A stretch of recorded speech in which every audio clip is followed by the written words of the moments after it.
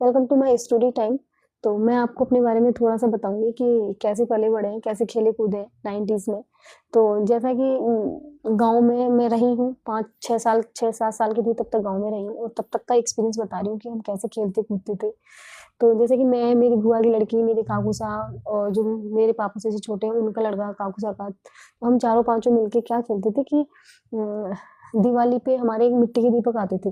तो दिवाली पे ही आते थे, उसके उससे पहले थे, उसके बाद में कभी मिट्टी के दीपक नहीं आए। मैंने तो कभी देखे नहीं मेरे घर में।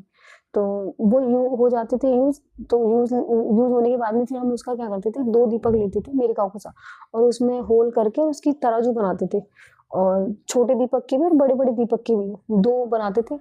तो अब हम खेलते क्या थे कि हम बाहर जाते थे, लकड़ी का फंटा लेते एक और उसे बिछा के उसमें प्रॉपर हम अंदर से घर से सारा राशन का सामान ले आते थे। चीनी, चाय बूरा, चावल, सारा राशन का जितना सामान घर में होता था, सारा लाके उस फंटे पे पन्नी में भर-भर के प्रॉपर एक किराने की दुकान जैसी होती है, वैसे ही हम बोरे बोरे बना-बना के पन्नियों के भर-भर के रख देते थे।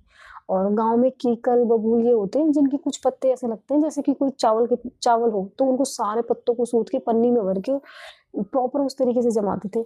और हम जाते थे, मेरे काकू साहब बनते थे सेठ जी और हम बनते थे ग्राहक, तो हम जाते थे कि सेठ जी आज ये चाहिए, हमें चीनी चाहिए लेकिन पैसे नहीं है, आज खाते में लिख लेना।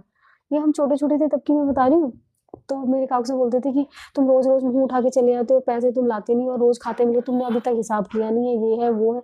और इतना मज़े करते थे, वो पूरी-पूरी दोपहरी खेलते थे। जैसे नीम की जो निमोरी होती है, कुछ तो कच्ची होती थी, कुछ पकी होती थी। जो पकी हुई होती थी वो आम बना लेते थे, जो कच्ची होती थी वो कैरी बन जाती थी। तो ऐसा हमने खेला है और आप ये नहीं बताते हो कि आपने भी ये गेम खेला है कि नहीं खेला है, मैं सिर्फ़ खुद ही बताती रहती हूँ, तो आप भी बताइए करो